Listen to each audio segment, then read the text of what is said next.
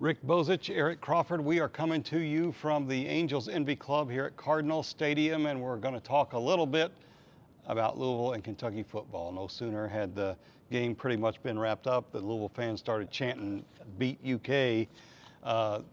That's obviously a goal for Louisville and something they need badly to do, and I think something they need to do, or at least come close to doing, if fans are going to exit this season with any kind of a good feeling.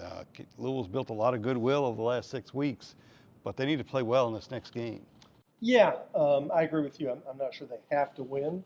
It's on the, it's a road game, but they can't get blown out again. That's the thing that has understandably upset a lot of Louisville fans. The last 3 games against Kentucky, they've lost by a combined total of 109 points.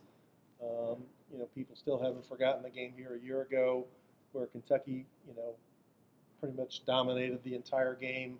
The Kentucky players were taunting the Louisville players and the fans with the L's down, and the game ended with several hundred Kentucky fans behind the Louisville bench, and most of the Cardinal fans were gone.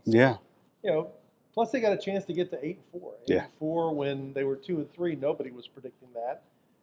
8-4, should get them a decent bowl game. 8-4 should help build the recruiting momentum they've already had, and it would leave Kentucky at 6-6, and it would really sit poorly with the Kentucky fan base because let's remember, when Louisville was 2-3, Kentucky was ranked 7th in the country. Yeah. So it's been a dramatic flip of where we were end of September, early October, Eric. It has been. It really has. You think about the matchup.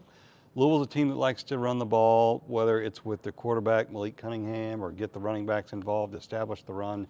Kentucky is notoriously, recently under Mark Stoops, really good against the run. They are a hard team to do that against. At the same time, Kentucky has big physical defensive backs. They have strong, often NFL caliber linebackers. They're not a good matchup for Louisville, and I don't know that defensively they're a much better matchup this year. They're still very good on defense. Kentucky held a really good Georgia team to 16 points today, but they're not the offense they have been. Their offensive line isn't as good. Louisville's better defensively than they have been. They've been among the nation's leaders in sacks, which against a team with a bad offensive line means Will Levis could have his hands full. Every Louisville player, every Louisville fan remembers Will Levis and all the touchdowns he ran for a year ago and the L's down after all of them. That's going to be a matchup to watch, is him against the defensive front of Kentucky. But I still think Louisville's got a lot to contend with just the athleticism and size of Kentucky. Yeah, I agree. I mean, Kentucky's got, probably more talented players, at least in the first team, bigger, stronger guys. But I agree with what you said, that, Levis was the ringleader last year of, taunting the Louisville players and the Louisville fans, and I have to believe that he's going to take his share of hits on Saturday every time they get a chance to get him. Similar to the game, not dirty, but just similar to the game we remember here in 2002 where Kentucky with Jeremy Caudle and Dwayne Robertson, every time they had a chance to hit Dave Ragone, they took him to the ground. That's going to happen. And, it'll be a interesting motivational situation for Mark Stoops in UK, because even though it's your rival, you just got done playing number 1. Your team is 6-5. Everybody's grumbling about how your season's gotten away from you and what's happened, and and is he gonna? They know deep inside they've dominated Louisville 3 straight times. He's going to have to push the right motivational buttons because Louisville's going into this game. Yeah, they're highly wanting to prove themselves. Stoops is going to have to get his guys up for this game instead of being totally deflated, because nobody was at any point thinking 6-5 or 7-5 would be a successful season in UK this year. They were talking 10-2 at one point. Yeah, I do think Kentucky will be up. I think they did a good job getting up for Georgia.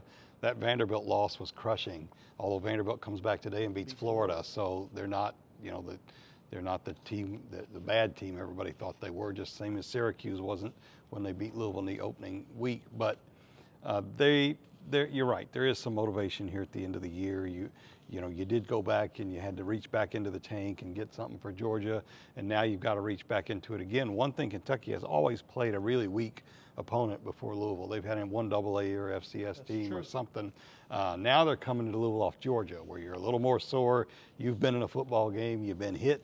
Louisville, we know, is depleted, and I don't know how much healthier they're going to get in the next week.